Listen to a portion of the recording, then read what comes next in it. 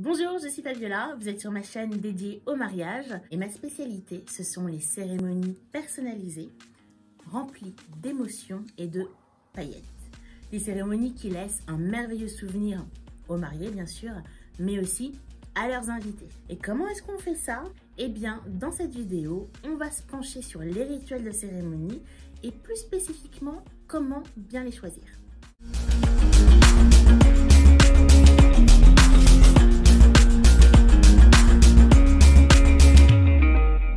Lors d'une cérémonie laïque, il est très courant d'avoir recours à un rituel.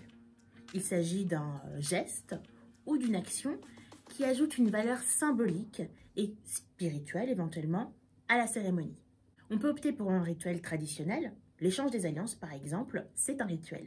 Ou en inventer un de toutes pièces. Comme d'habitude, le mot d'ordre de la cérémonie, c'est que tout est permis. Mais je pense que le choix du rituel doit se faire de façon vraiment réfléchie. Et c'est indéniable pour moi, on commence par définir le message que l'on veut faire passer et après, on choisit un rituel qui pourra l'exprimer. Si vous commencez par choisir un rituel et qu'ensuite vous essayez de lui trouver un sens, au moment de l'amener dans la cérémonie, ça sera beaucoup moins naturel, beaucoup moins fluide. Donc commencez par vous demander ce que vous aimeriez exprimer et ensuite vous explorez l'origine des rituels existants.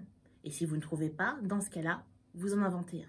Pour choisir un rituel, il faut aussi prendre en compte la logistique de votre cérémonie. Par exemple, ça ne serait pas une très bonne idée de faire un lancer de lanterne lors d'une cérémonie sous les arbres. Ça peut juste être un petit peu dangereux, juste un petit peu.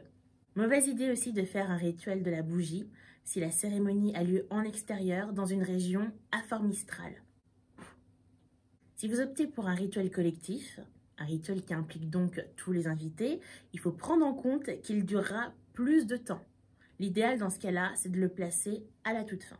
Pour finir, n'en faites pas trop, surtout en nombre, car trop de rituels, je vous assure que ça tue le rituel. Et les accumuler, ça va leur faire perdre de leur sens. Dans une prochaine vidéo, je ferai un focus sur certains rituels de cérémonie, j'expliquerai leurs origines et aussi dans quel cas ils peuvent être adaptés.